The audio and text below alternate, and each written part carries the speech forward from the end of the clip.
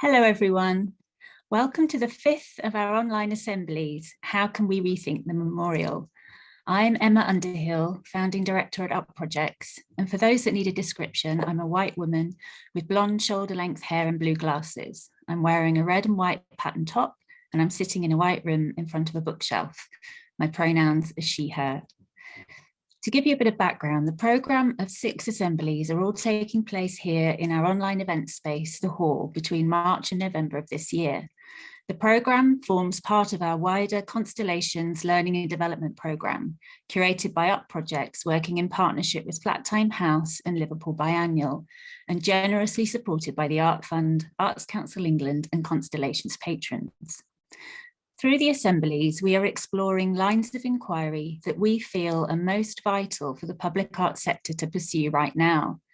Today's event explores questions around memorializing, the role that a memorial might play in the 21st century, and how we might consider alternative approaches to developing memorials. This is a subject that feels particularly pertinent to Up Projects as an organisation that has recently been involved in the commissioning of the National Windrush Monument at London Waterloo Station. And we are continuing to explore questions relating to monuments and memorials through discussions and public programming this autumn. I'm absolutely thrilled that today's event will be jointly moderated by Neysa Page-Lieberman and Jane M. Sachs from the inspirational organisation Monuments to Movements, based in the US. It's currently 6 a.m. for them, so huge thanks and kudos to them for joining us so early in the morning. Monuments to Movements is an international organisation that envisions, develops and commissions public artwork that monumentalizes movement making and collective action. They offer a new vision and an evolving process that's not just inclusive of the world's diversity, but centered in restorative justice. And I'm sure we'll hear more about this approach as the discussion unfolds. I'm also very excited that they will be joined by Untitled Dragset of Elmgreen Dragset and Shudha Sengupta of Raqs Media Collective, who both bring incredible expertise and experience to this complex topic. But before I hand over to them, I would just very quickly like to run through some virtual housekeeping. So if you experience any technical issues during the event, please use the chat function at the bottom of your screen to chat with our dedicated tech support. On the right of your screen, you will see our slider bar, where you can post questions for our speakers using the Q&A function. And you should see a question there now, so please do check it out and try submitting your answer. And it's important to note that our moderator and speakers will only be picking up questions from the Slido Q&A and not from the chat function. So please do make sure you put your questions in the Slido to ensure they get answered. We have a British Sign Language interpretation available for this event. So if you need a BSL interpreter, please message us in the chat and our tech assistant will give you a dedicated access link. And if you'd like to access closed captions, please select the CC button at the bottom of your video conferencing screen to read along. And also just to note that we will be recording the event today. I think that's all of the technical info. So without further ado, I'm really delighted to hand over to Neysa and Jane to kick off the discussion. Thank you. Hello, thank you so much for that introduction, Emma. We're so excited to be here as well. We really share your enthusiasm. This is our first co-moderated discussion with Up Projects, first collaboration with Up Projects and Constellations Assemblies. I'm Neysa Page-Lieberman, she, her pronouns. And with Jane Sachs, we are the co-founders and co-artistic directors of Monuments to Movements. I am a white cis woman with medium-length brown hair and glasses and wearing a multicolored pattern top and sitting in front of a rose-colored wall with white shelving and art and books on the shelves. We'd like to talk a little bit about the framing of this program and how we're using the mission and collaborative process of M2M to address the inquiries of Up Projects that Emma has just laid out in rethinking monuments and memorials. So a brief bit about M2M to contextualize this framing. So Jane and I are based in the United States, Chicago and Kansas City, respectively. And our collaborators are in South Africa, Norway, Dubai, Kyrgyzstan, Lebanon, Chile, and many places in between. We founded M2M in 2020 at a time when we were being asked to engage with the upsurge in monuments being contested. So as we were being asked to write or give interviews, we kept seeing these gaps and blind spots in the conversation and the prompts we were being given. So the questions posed to us were often very similar. What should we do with these problematic monuments? Or who should replace the colonizer that my community just knocked down? And we saw this rush to topple and replace and find these new heroes really problematic because the old assumptions and processes desperately needed a shift. We asked ourselves, what is possible when we imagine, work, fight, and create together? We imagined building art through feminist strategies, including equitable participation and ethics of care, and celebrating our commonalities and differences. So instead of rushing to carve out another sole individual for a huge plinth, we can envision, develop, and commission public artwork that monumentalizes movement making and collective action.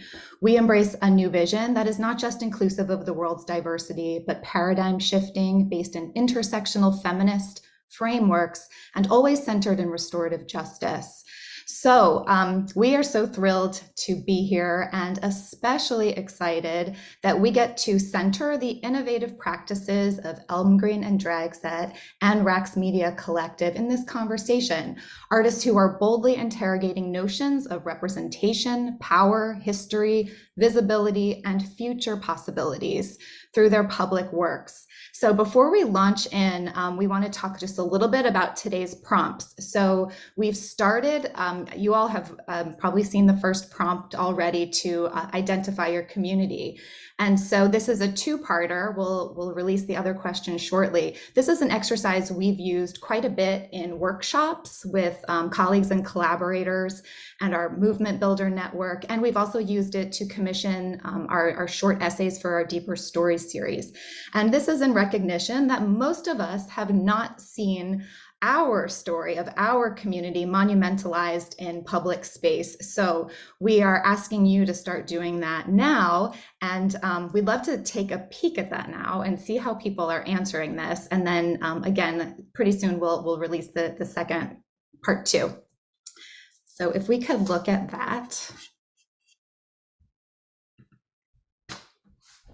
Okay, so this is also the first time that we've asked people to be so concise. Oftentimes people have a couple minutes talking about this.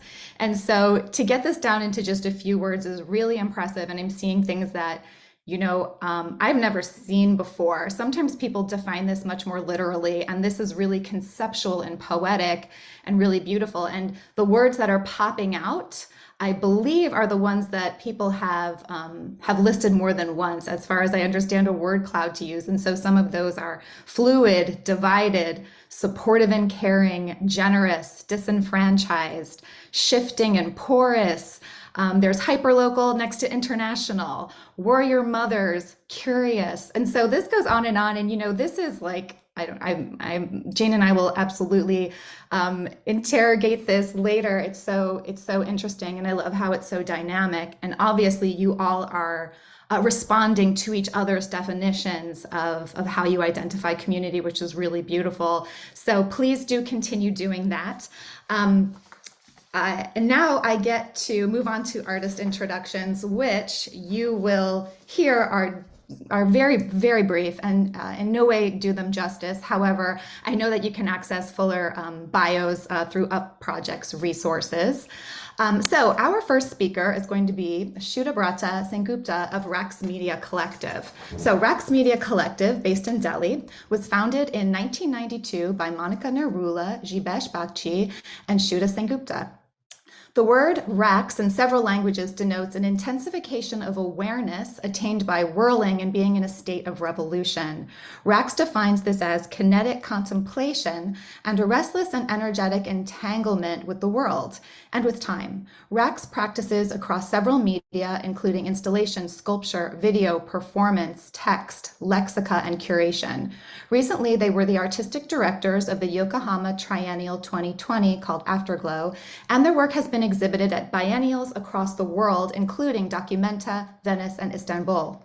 Recent solo exhibitions include The Laughter of Tears at Kunstverein Braunschweig, and my German is, my pronunciation is flawless, as I'm sure you just heard, and Pamphilos at Fast Forward Festival 6 in Athens, and Still More World at the Arab Museum of Modern Art in Doha.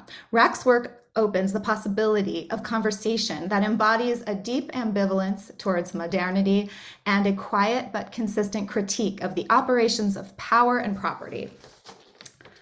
The second presentation will be by Ingar Dragset of Elmgreen Dragset. Michael Elmgreen and Ingar Dragset are based in Berlin and have worked together as an artist duo since 1995. They've held numerous solo exhibitions worldwide, including most recently Fondazione Prada in Milan, SB Museum of Modern Art in Finland, the Nasher Sculpture Center in Dallas, the Whitechapel Gallery in London, and this November, a solo exhibition at By Art Matters in Hangzhou, China.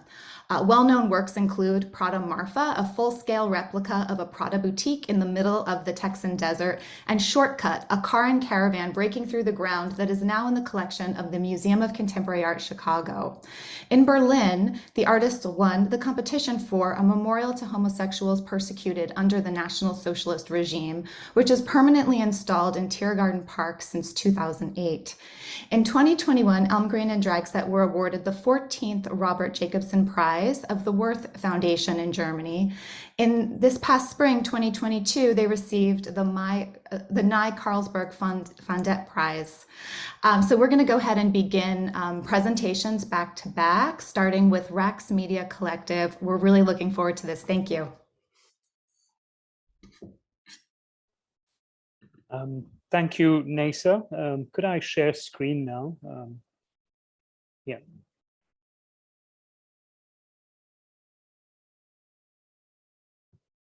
Just a moment. Yeah.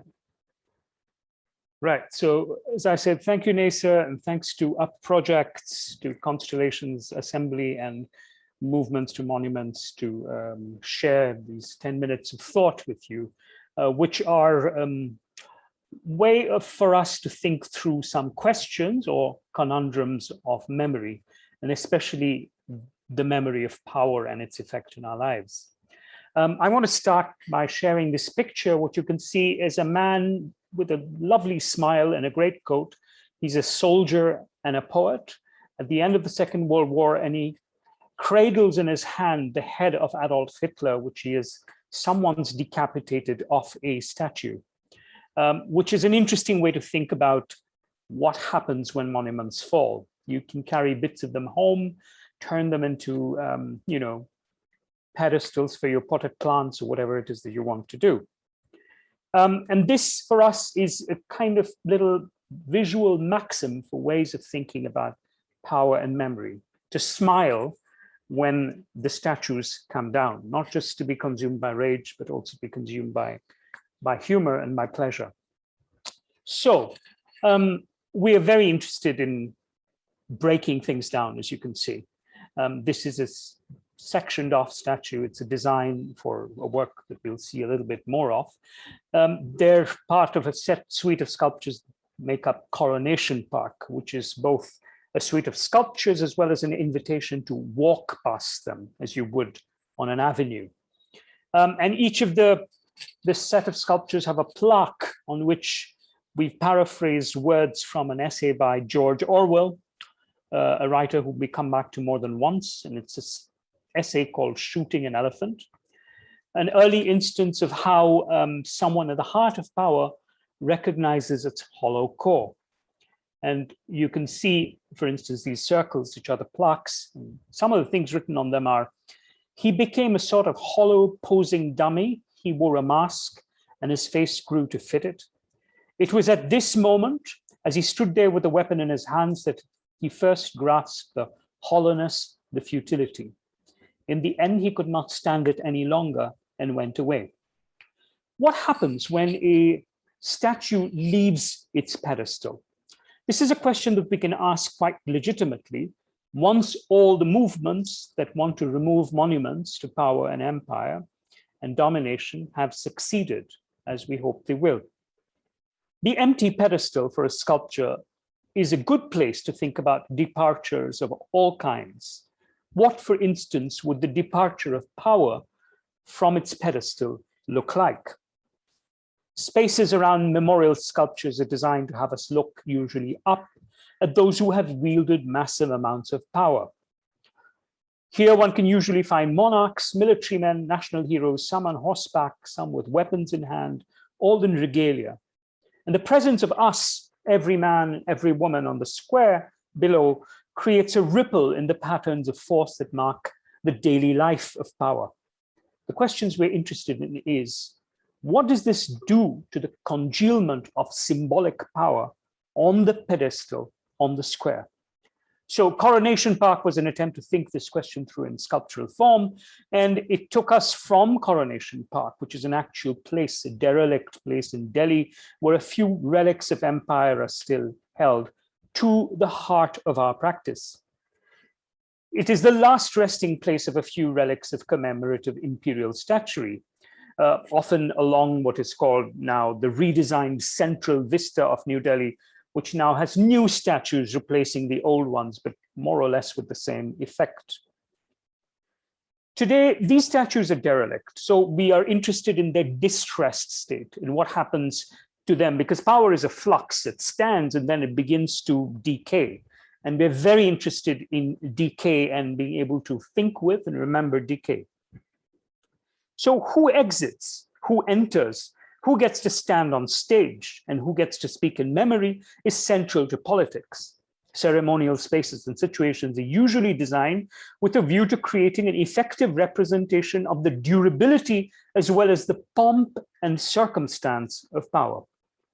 Eventually, all forms of power in their turn are rendered vacant by the passage of time, like the regalia left behind by an emperor who went out in search of his new clothes. We all know the story by Hans Christian Andersen of the emperor's new clothes. And here, when we turned one of the Coronation Park sculptures into a proposal for the fourth plinth, we basically left the robe hanging behind, and as if the emperor had vacated. So in my language, Bengali, there's a poet called Narendranath Chakravarti. I won't ask you to remember that name, but he has a beautiful poem called Ulongo Raja, or The Naked King. And it goes like this, I'll read a bit. Everybody can see that the king is naked, but everyone keeps clapping away. Everyone shouts, bravo, bravo, bravo. But in this crowd of grovelers, the child is nowhere to be found. Where is the child? Is he being held hostage in a secret mountain cave? Or is it that while playing with soil and grass and stones, he's fallen asleep? Go find him any which way you can. Let him confront the king. Let him stand fearlessly in front of him.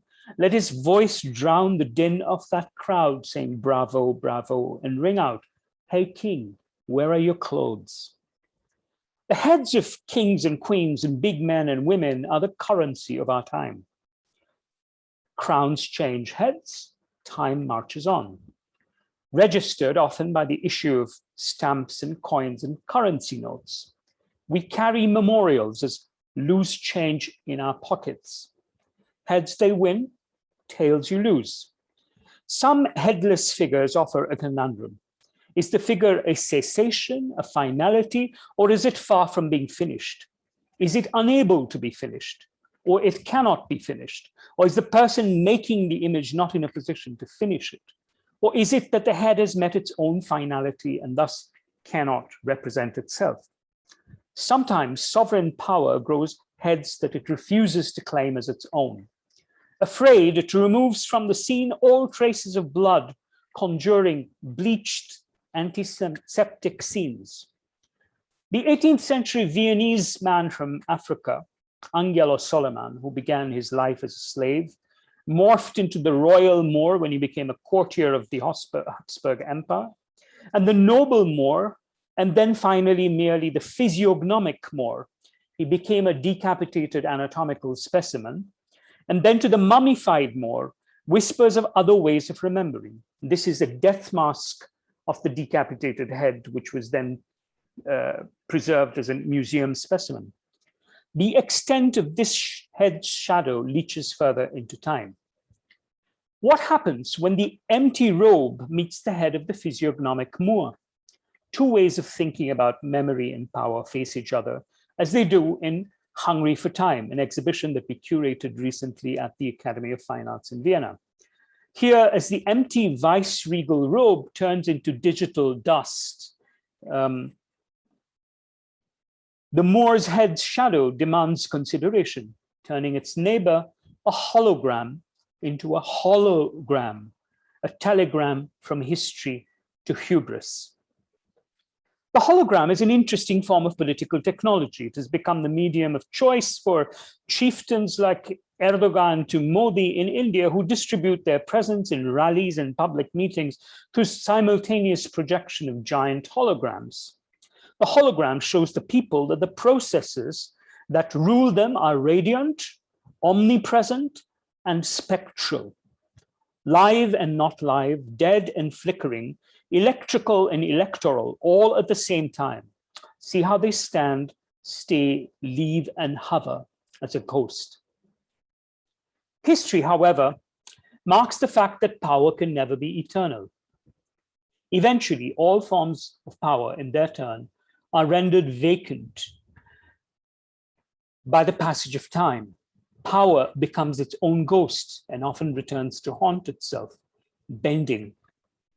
History is hubris in drag. The maintenance of power in the contemporary world has to account for the fact that the machine that runs power is broken. But in order to stay afloat, it must put out its specter and pretend otherwise. And so the operations of power become a loop of signals, messages, media events, virtual viral presences. Leaders avoid questions, but offer an endless stream of Twitter feeds. This too is a kind of digital debris, pixel dust. The question for us is how to make sense of the accumulation of memorials and the mountains of stony as well as digital debris, which seem at present to go hand in hand. How would we like to remember the absence of memory? Thank you very much. I'll stop here. Shall we go straight to my presentation? My name is Untitled Dragset. I'm one half of the artist duo Elmgreen Dragset. I'm sitting in the studio in Berlin. I'm a white cis gay man, wearing a white t-shirt with a black print, matching my salt and pepper beard. More salt than pepper nowadays. Let me see, my screen just disappeared. I will share a PowerPoint with you today that's mostly showing a case study, we could call it, for today's discussion. Let me see, I'm getting some help from this side to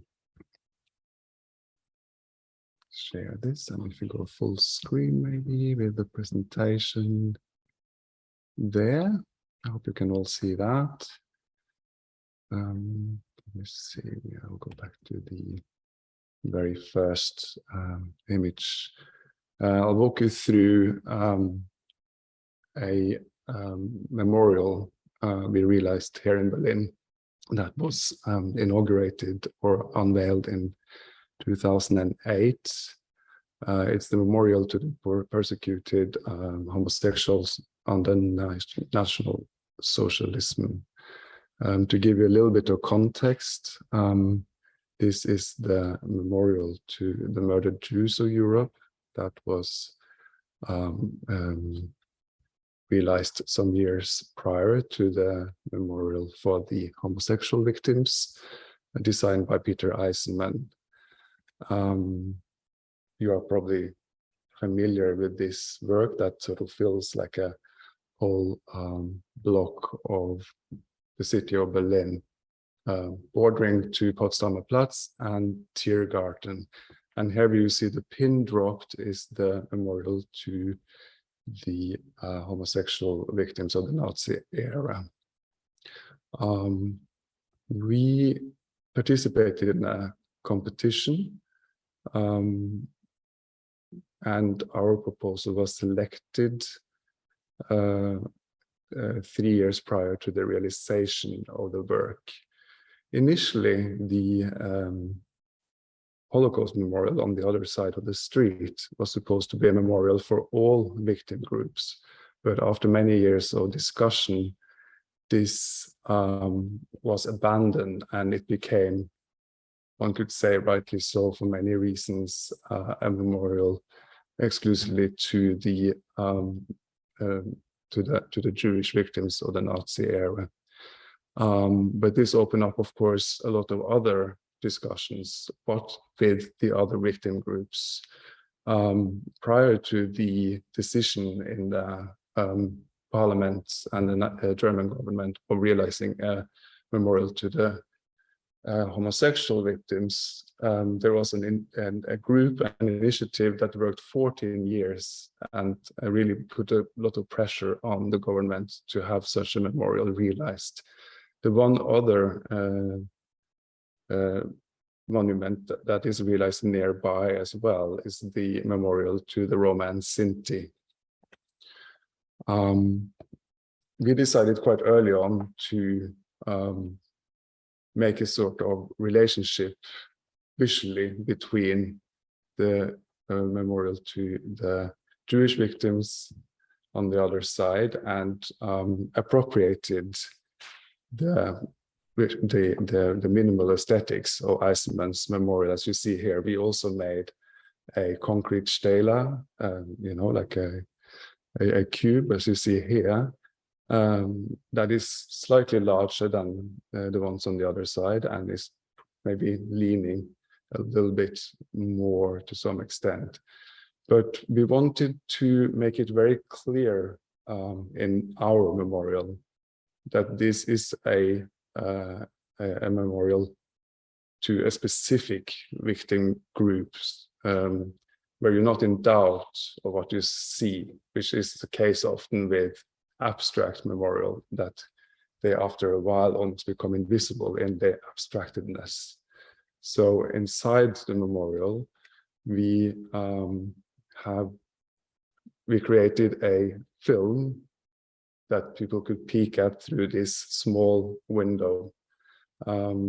It shows, in the initial film that we made, two men engaging in a kiss. And through this window, you can be maybe maximum 2, but more comfortably 1 person. So it's also a memorial that's maybe large and can gather people around it, but it also has a certain intimacy in the way that you engage with it, 1 person at a time as well. We worked with, we are not filmmakers, so we didn't trust ourselves to make the film exclusively on our own. So we collaborated with the late Robbie Miller, the famous Dutch photographer, and also Thomas Winterberg, the Danish filmmaker, on creating this film. And here you see the 2 young men kissing exactly on the spot where the memorial later on were built. So it's a very clear message that you're sending here in many ways. You also chose a kiss because it's, in our opinion, something that most people can relate to. And it's also something that shows intimacy and shows also or sends out a positive signal as well. Because as important it was to remember the past and the horrors of the past in this context, we did also not want to make a proposal and a memorial that only shows, in a way, the tragical past and maybe hurt the people in the current state and in the future. What happened after the inauguration of the work was that a big debate took place. There were discussions about the gender representation in the work. And we held some public debates in Berlin. And on the basis of the critique of the memorial, we decided to open it up as a platform and propose this to the German government. And after some discussion forth and back,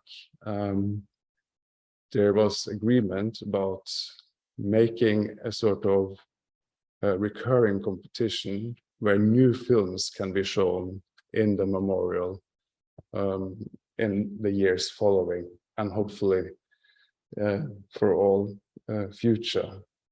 After some years, a new film was shown by Gerald Bacchus, Bernard Fischer, and Ibrahim Gulnar that you can see here.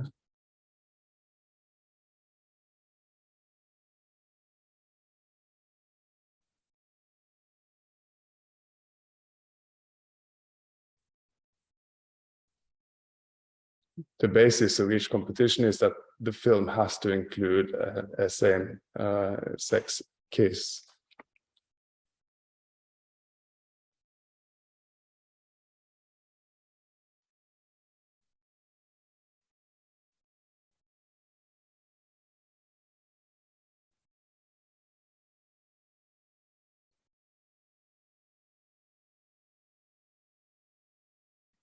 And in the current film by Yael Batana, Israeli artist living in Berlin, you see also a same-sex kiss, but you see an increased use of historical material in the background, and also maybe stronger play on gender identities. Yael Batana's film was inaugurated on the occasion of the 10-year anniversary of the memorial, so in 2018, where the so far highest ranking politician in Germany came to give a speech, and that was Walter Steinmeier, the president of Germany. He held a very touching speech where he also asked for forgiveness for not only what the Nazis did during the time they were in power in Germany, but also what happened after World War II, both in East Germany and West Germany, where the so-called paragraph 175 was to a big extent in effect all into the 70s.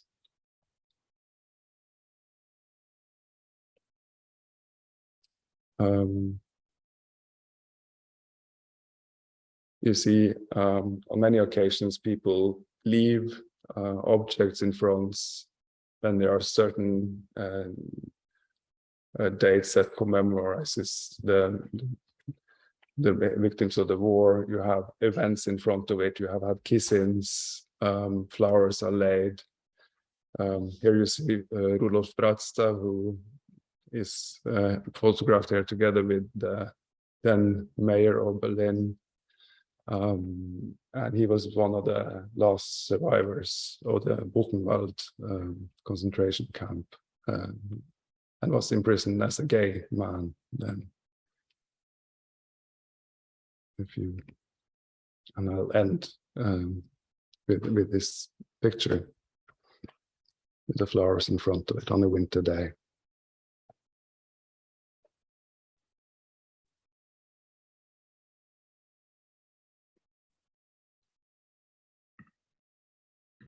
Hello, am I on? Yeah, thank you. I'm Jane Sachs, and my pronouns are she, her. I'm a Jewish queer woman, medium brown hair, black shirt with slits near the shoulder, and I'm in front of a white wall with a half of an artwork showing by Jim Hodges. And I'm so happy to be here with all of you, and thank you both for those presentations. there's a lot to unpack, and I hope that we'll be able to do some of that. One of the things is that I want to ask everybody to answer the second question that we have in our polls. Neysa presented the first one, and this is, how would you describe your community?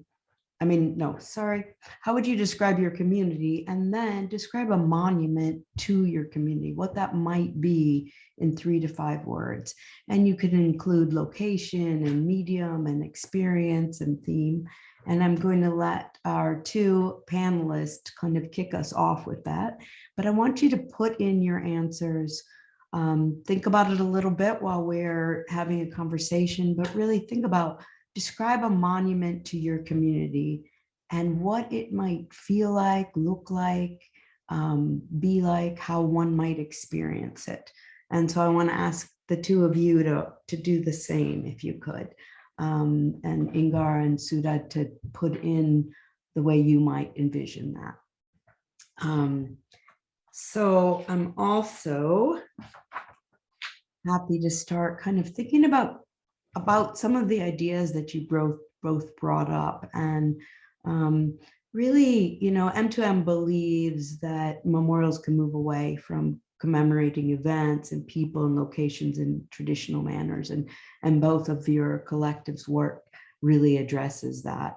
And really thinking about collective imagining of new futures, right? And new ways of remembering a future that's really yet to be. So you're really redefining the past, the present, and the future. And I wondered if the 2 of you could talk a little bit about the ways you believe this and what it feels like in your practices.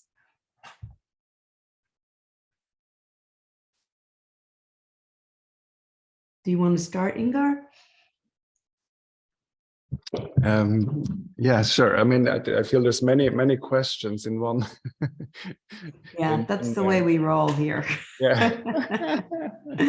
It's a sandwich. Yeah.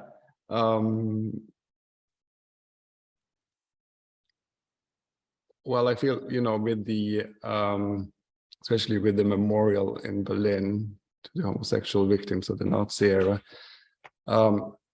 I think we're pointing towards a different way of commemorating, in the way that we open it to become a platform more than a memorial that's done by one artist and only showing that the view or like as one certain time.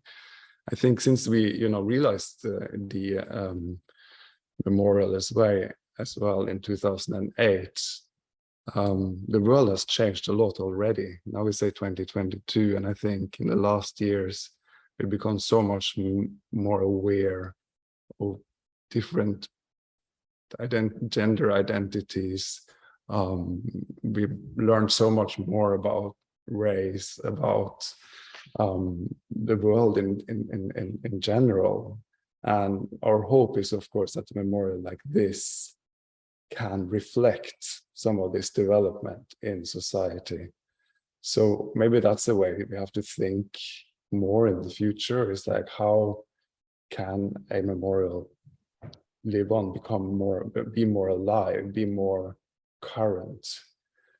And that's especially important maybe in contexts where you cannot add to the context, because that's of course another way you can keep things alive. Now we saw like Raqs Media Collectives, such a proposal for the 4th plinth in London, which I think was a great proposal. And the 4th plinth is like, a space where people have been able to comment on what's already there and comment on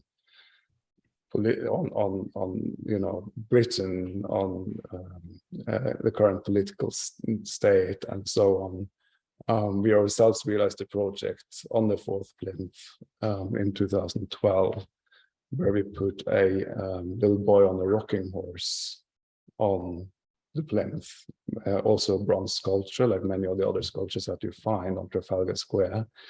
But of course, through that, we wanted to comment on what you otherwise find on those plinths that are there, like King George IV, for instance, or several like warlords, like Nelson himself in the middle, you know, of this square, kind of celebrating a violent past. And through that, you sort of make a bit of an anti-war statement, and hopefully something that makes you see what the surroundings in a different way. So that's other way, again, like creating more platforms like this. I mean, I think for both of your work, you know, it's really, it's a kind of always lives in the past and present, because, you know, those robes still exist. And, you know, even in looking at your memorial, we have to go to this place and look in this small screen. And we know as queer people, like, it's still not safe, right?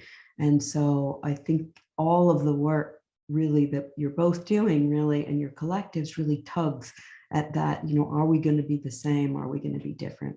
Sudha, do you have anything to add to that question?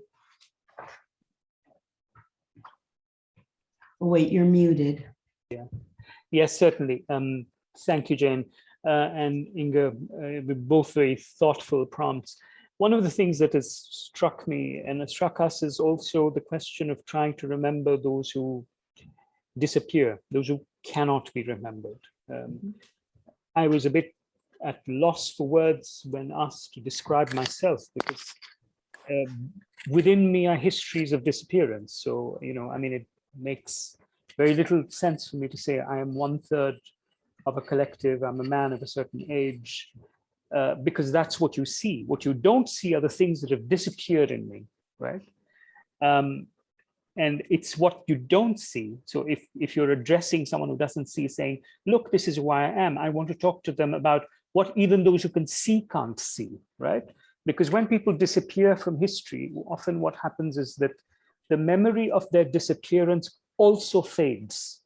So our archives are full of gaps of people whom we know very little about, because their disappearance itself has disappeared.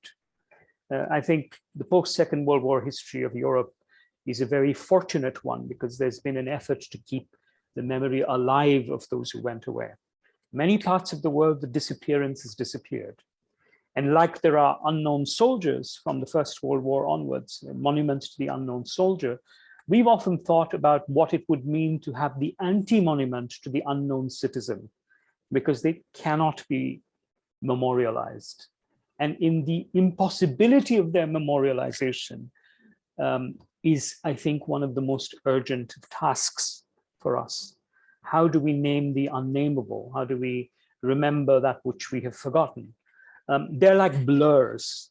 And when I was seeing this beautiful work by the monument to the homosexuals, victims of the Second World War of Nazism, it was wonderful to see these images, because depending on the focal length from what you see them, they will either resolve in focus or they will become blurred. Should you tear up while seeing them, which I'm sure is an event that occurs, they will become blurs. And it's the blur, that figure that moves in and out of resolution, that we're thinking with a lot right now, because people in our cities disappear. They disappear into the prison system, they disappear into unknown assailants and their motives and their tasks. They disappear into the gray zones of how the state works in our societies. And the difficulty of thinking about them is what engages our mind a lot. I don't know if that answers your question. No, I think that's a wonderful answer in between the two of you, because, you know, we will never catch up, right? We are beings who live in the past, present, and future. And so we're always disappearing. And so that idea of that happening now, and I know, you know, it's a Political Prisoners Day, and that idea of how we create systems for people, ideas to actually disappear. And what does that mean about how we memorialize, or how we capture something and then how we remember it. I always think about how we tell a story so many times that we actually start untelling it. You know, we leave pieces behind and it becomes smooth and straight and linear. And that's actually, a narrative is never that.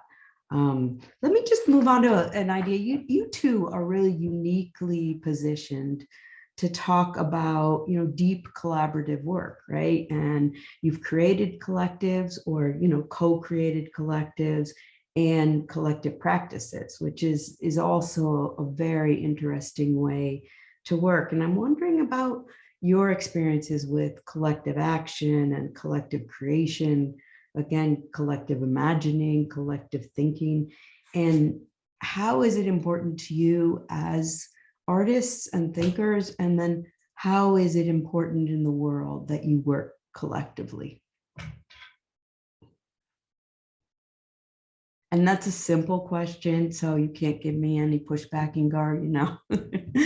But just briefly talk a little bit about what that means about the way you locate your practice in the world and how you locate yourselves in the world. I mean, one mistake people make thinking about collaboration is that they think you lose yourself in a collaboration. I think it's such a win-win situation. I mean, in a way, you're never alone, but you also are constantly, you know, fed in a way, you're constantly surprised.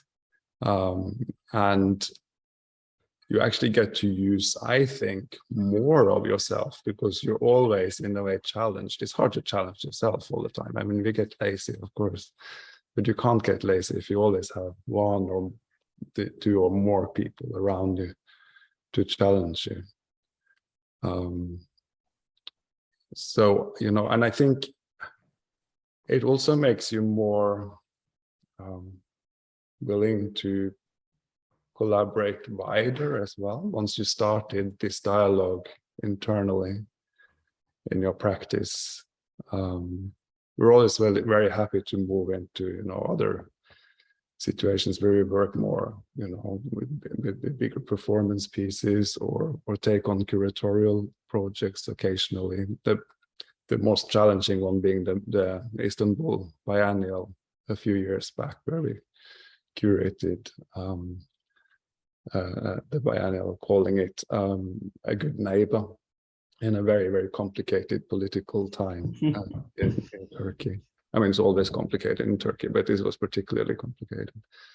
And that was a really fantastic experience. And I think those kind of collaborations also allow us to look at our, you know, our fields of interests and get many other voices in, because of course there we were talking about meaning of home in a wider sense.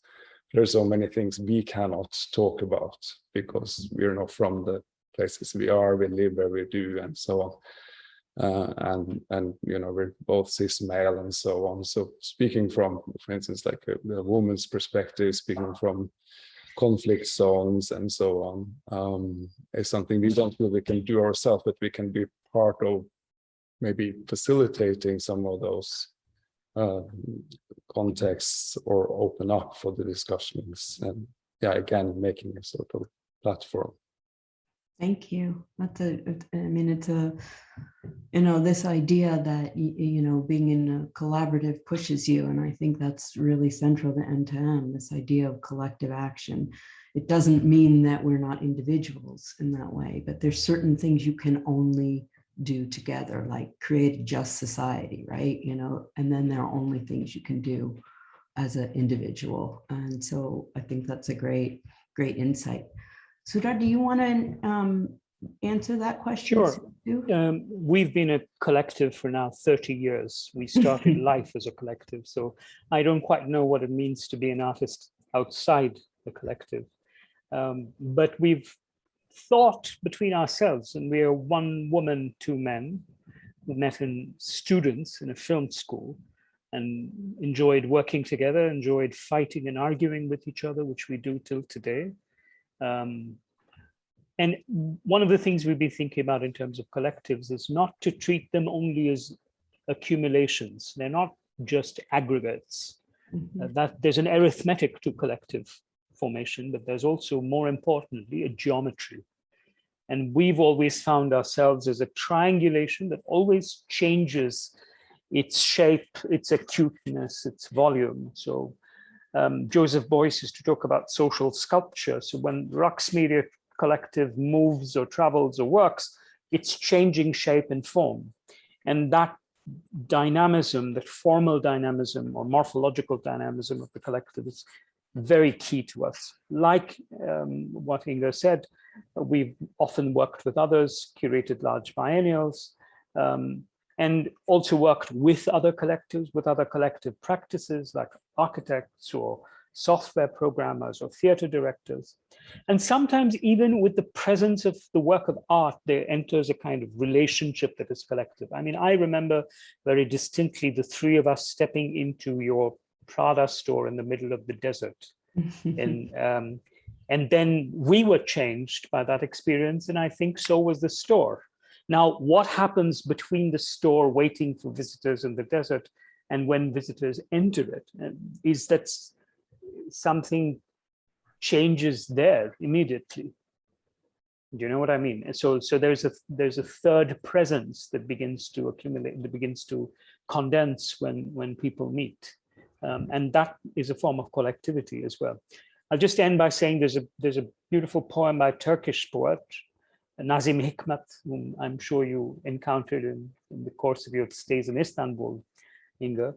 And he has two lines which says, "In solitude like a tree, in solidarity like a forest," which is a lot like what I feel in relationship to the singularity of personhood and the infinity of relationships that one has every day, especially if you're part of a triangulation of three people. So we are both in the forest and we're both on our own. We're on our own and in the forest.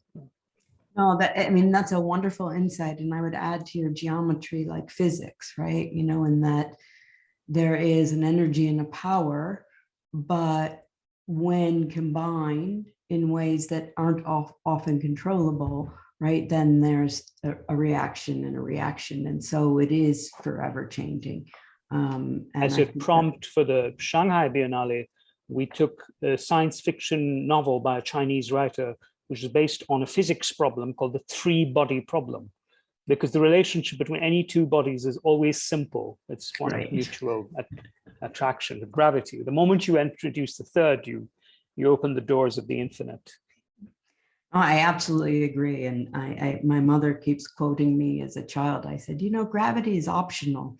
And she said, you are going to have a great life. You know?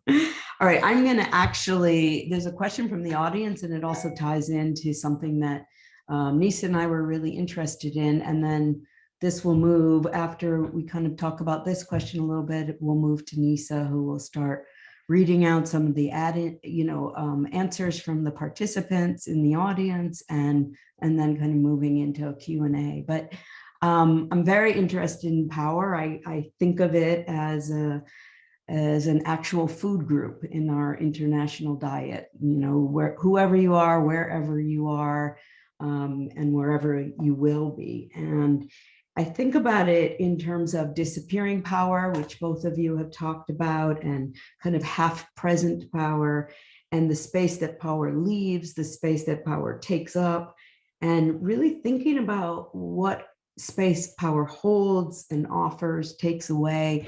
I mean, it's a constellation of relationships to power. And so I'm wondering what you think about in terms of your work and the relationship of power structures and systems, individuals. And then someone in the audience said, you know, really, can you talk about older monuments and the power that they hold in these modern times, right? You know, are they still holding the same power that they did, or has that also changed?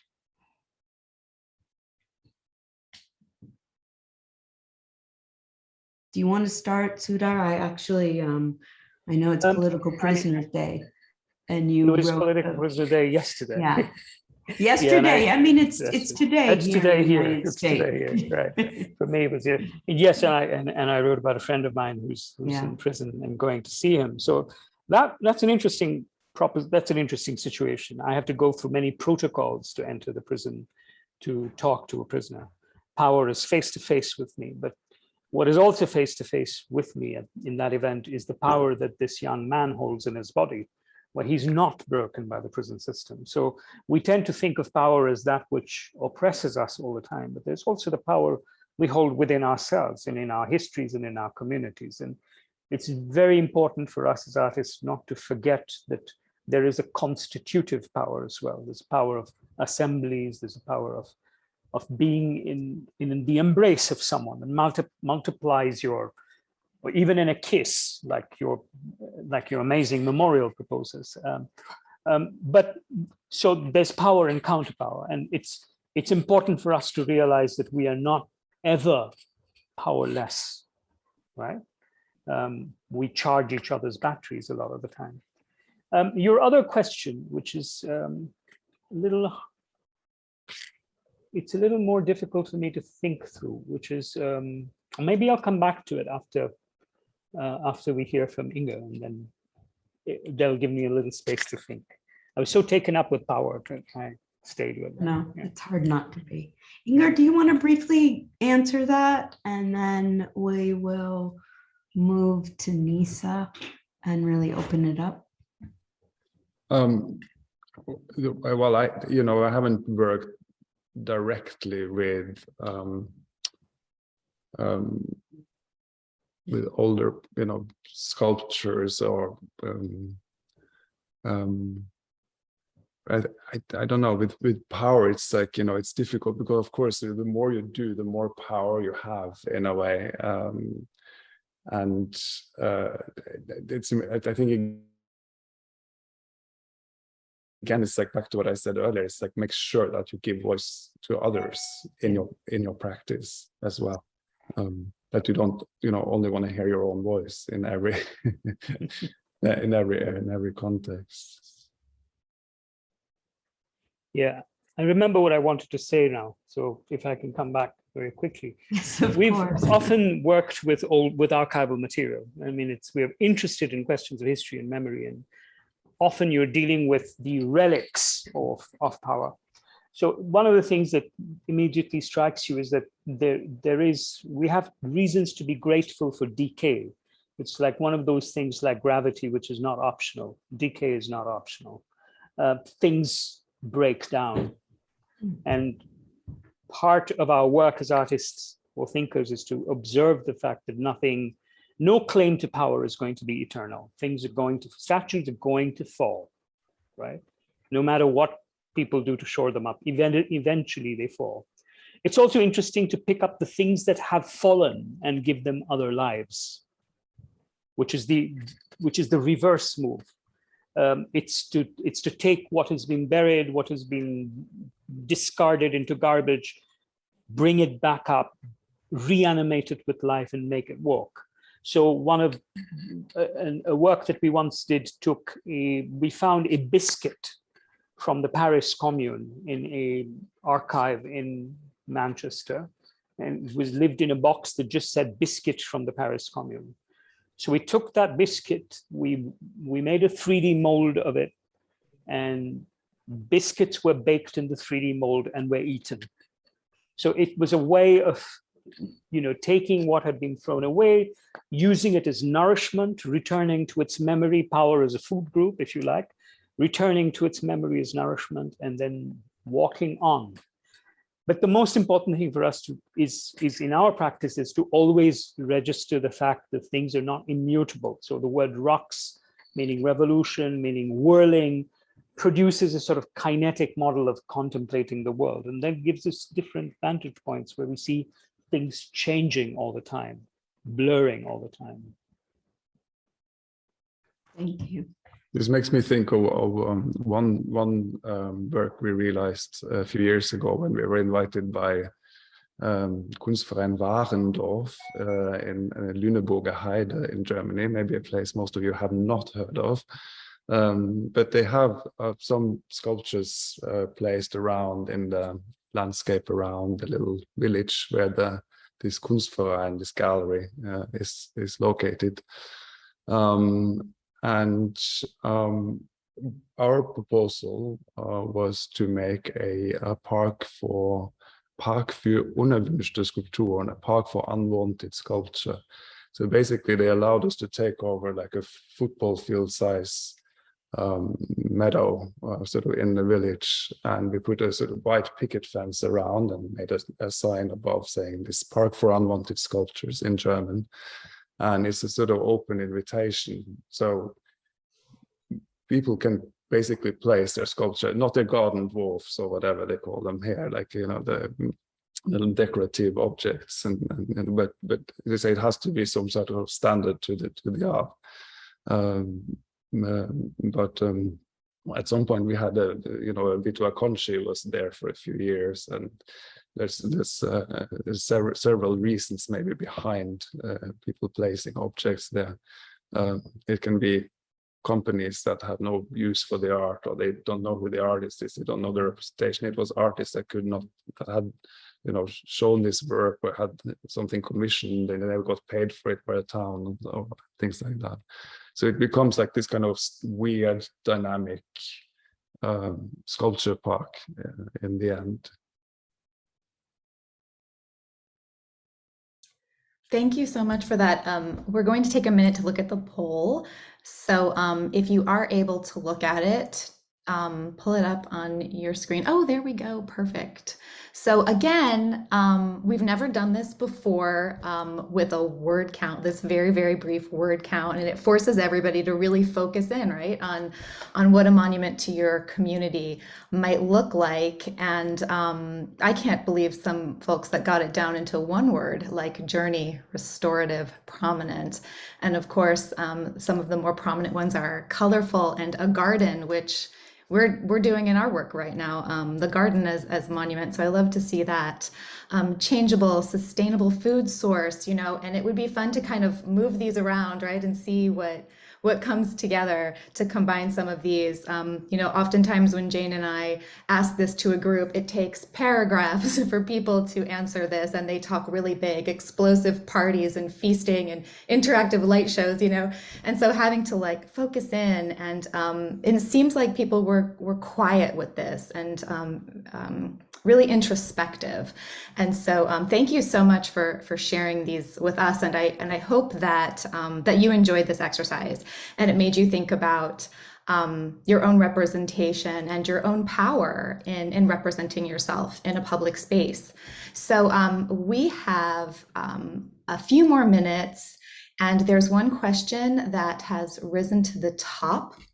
It is, how do you navigate between the expectations of the quote commissioner and the desire to destabilize traditional approaches and pursue new ways to memorialize?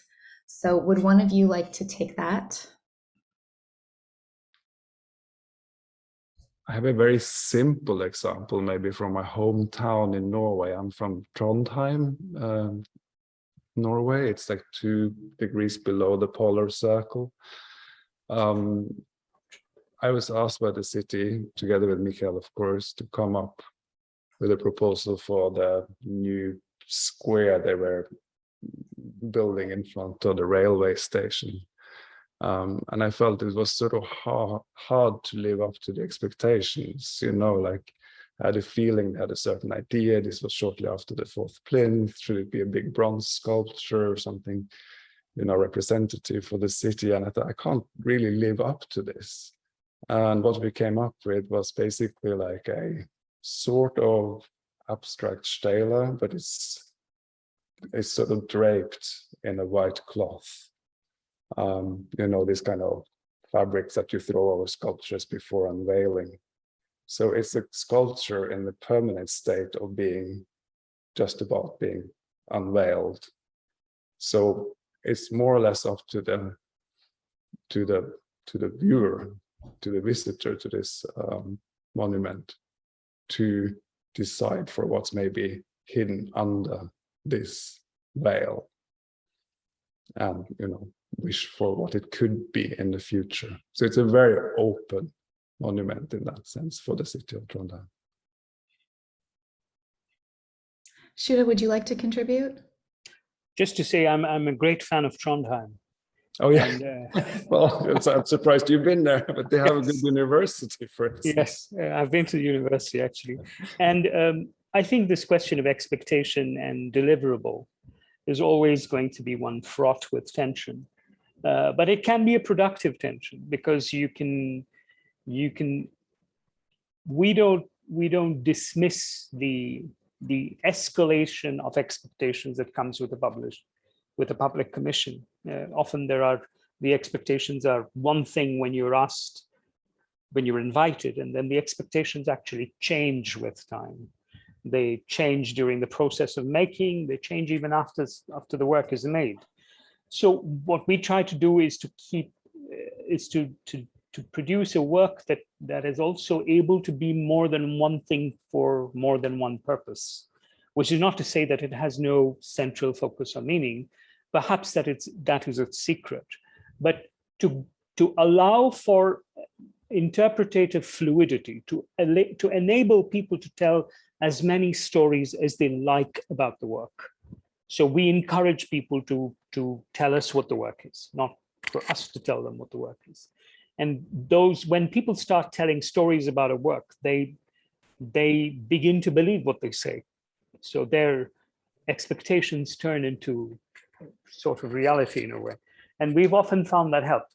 Once we made a work in a museum of post and telecommunications, which sort of indexed the complex structure of the Mahabharata, which was an epic, Sanskrit epic.